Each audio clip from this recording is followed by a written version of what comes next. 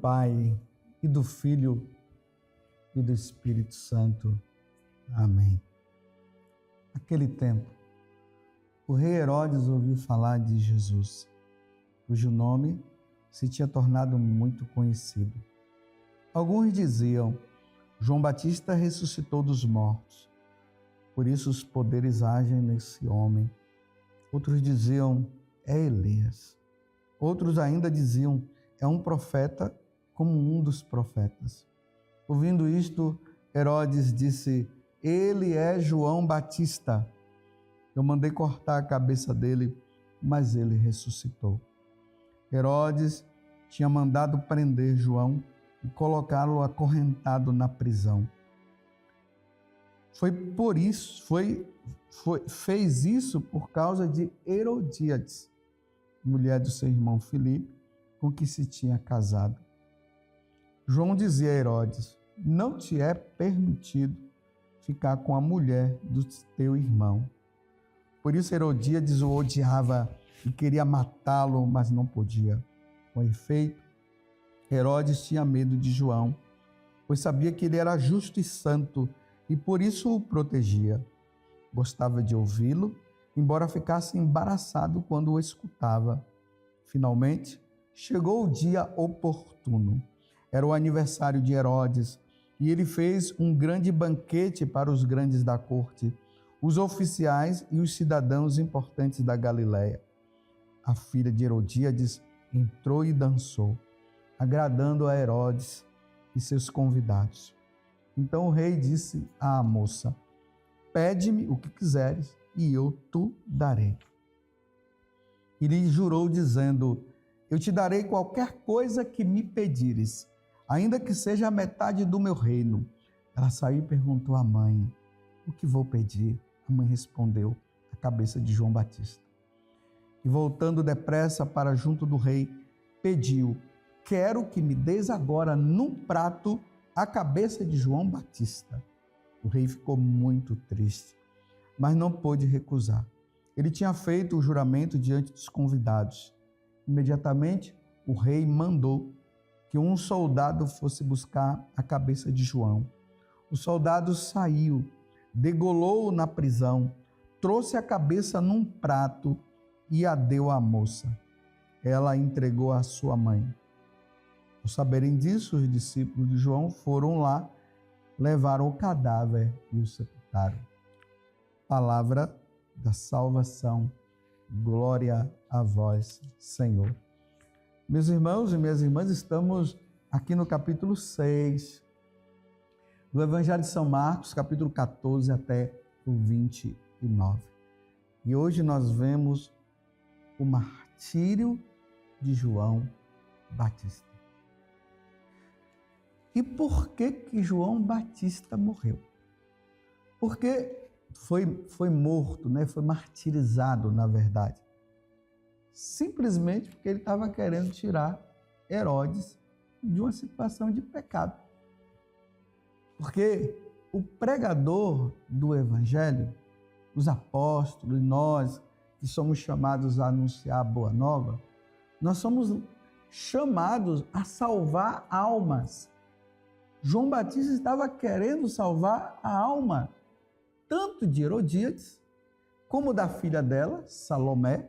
Na tradição traz-se o nome dela, aqui no Evangelho não se diz, mas na tradição diz que o nome dela era Salomé, e Herodes.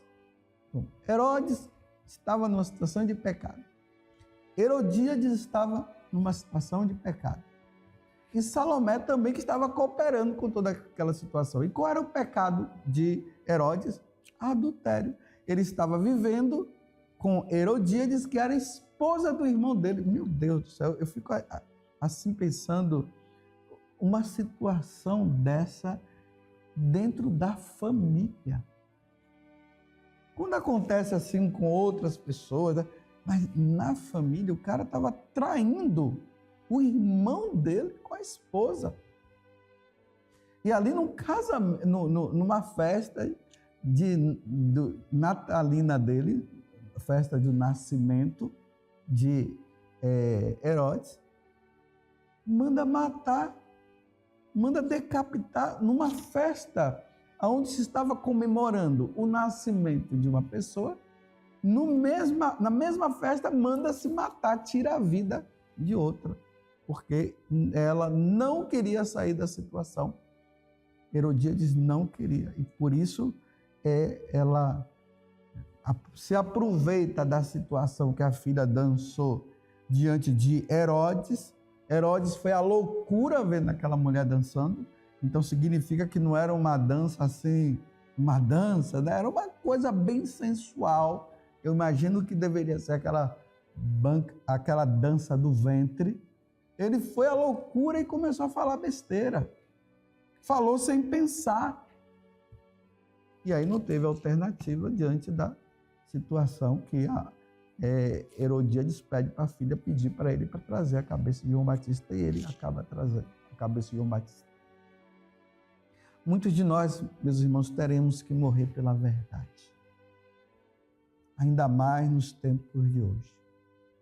Morrer pela verdade, que é Jesus Cristo, a verdade da Igreja Católica, é morrer mostrando para o mundo que a verdade está em Jesus Cristo. O mundo está dizendo que é possível adulterar.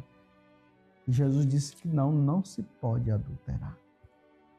O homem e a mulher casados na igreja têm que ser fiel até a morte.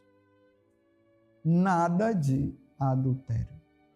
E hoje, nesses tempos que nós estamos vivendo, infelizmente, existem aquelas pessoas que dizem que são católicas, mas não querem casar na igreja. Dizem que são católicas, mas vivem o adultério. Estão vivendo no adultério, essa tal segunda união. E aqui eu quero especificar, essa história, meus irmãos, de segunda união é uma forma muito delicada para falar que é adultério. Segunda união é um adultério.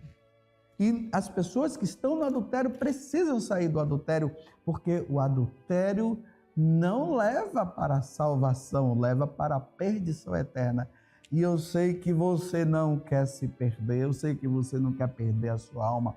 Vai resolver o mais rápido possível.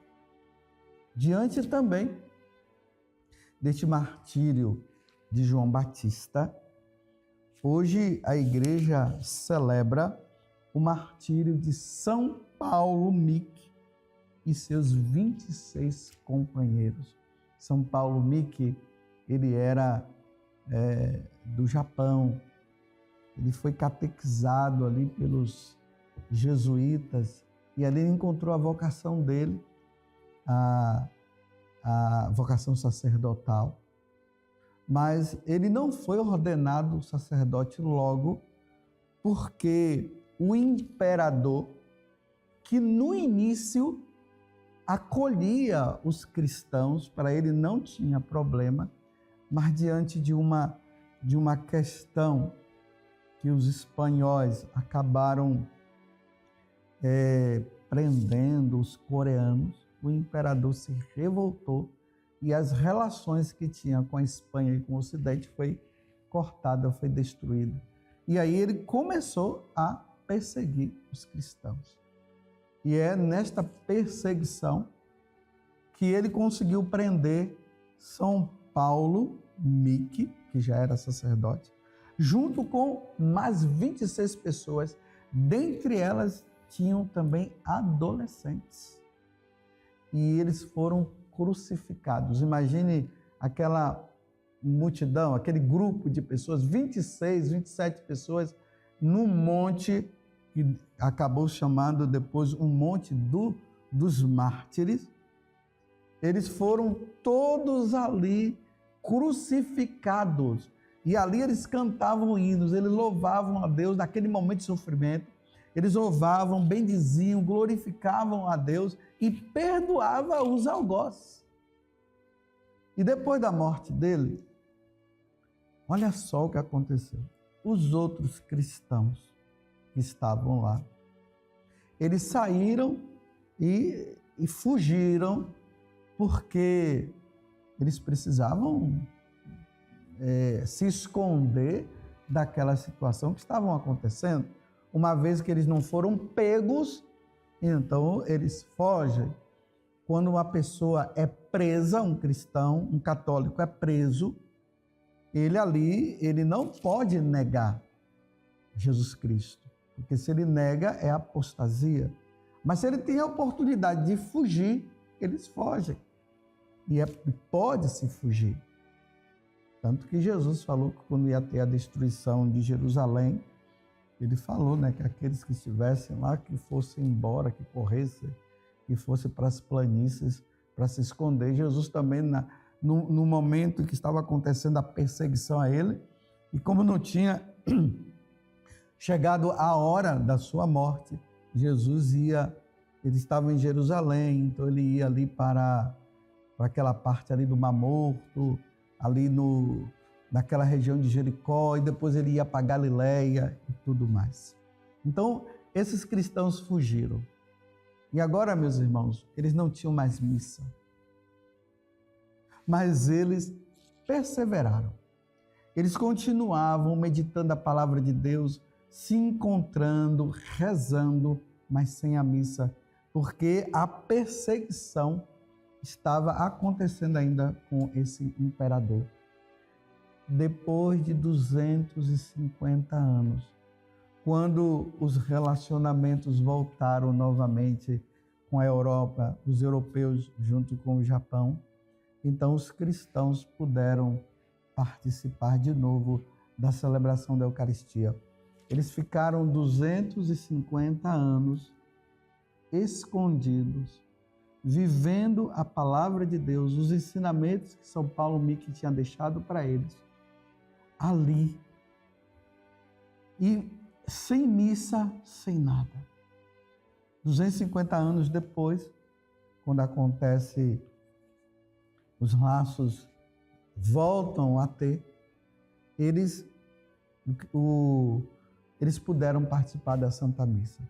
E havia uma condição, meus irmãos, que São Paulo Mick tinha deixado com os ensinamentos para eles, que para eles reconhecerem se aqueles homens que estavam evangelizando, eles eram realmente católicos, eles tinham esses 3 princípios.